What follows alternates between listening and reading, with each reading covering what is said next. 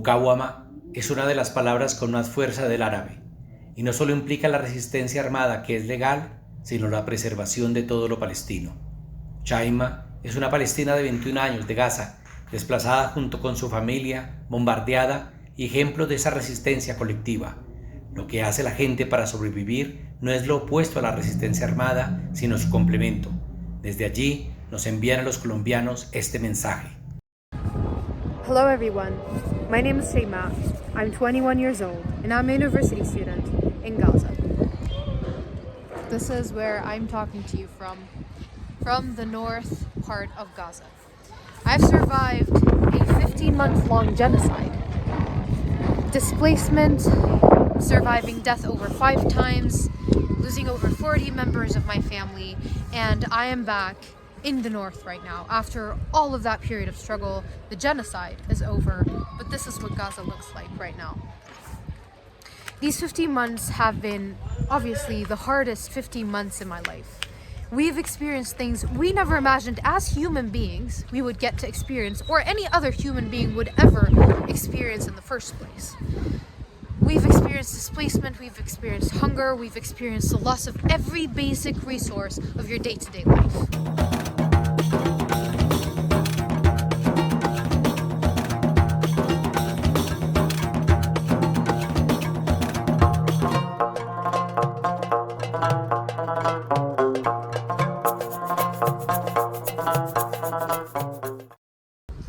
But despite that, during that period of suffering, we were trying to maintain our dignity, forms of life, forms of our every day-to-day life, trying to restore them. We were displaced to the camps on the 5th of January of 2024, and we stayed at that camp ever since that time until the end of the genocide, when we finally returned back to the north. In these camps, we were trying to restore what life used to look like during the normal days. We had our own tent school. We weren't able to get access to a proper place for school, so we started our own tent school where volunteers would work and teach the kids so that they can go back to school.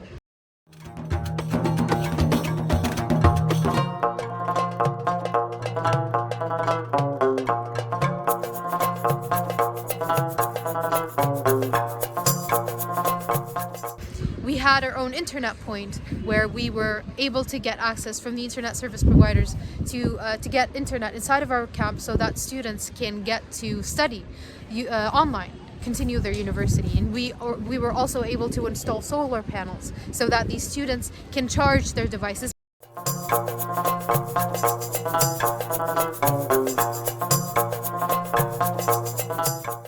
Also dug up our own sewage infrastructure inside the camp so that we can connect our own toilets that we made out of plastic sheets.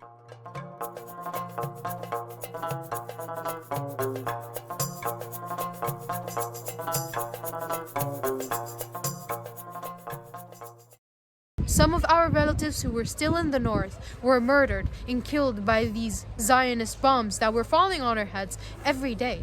We were living despite knowing that at any moment we could die as well. We were undergoing a genocide, but we were still standing in our place, inside our land that we rightfully deserve. We were born here and we deserve to live here with freedom and with dignity.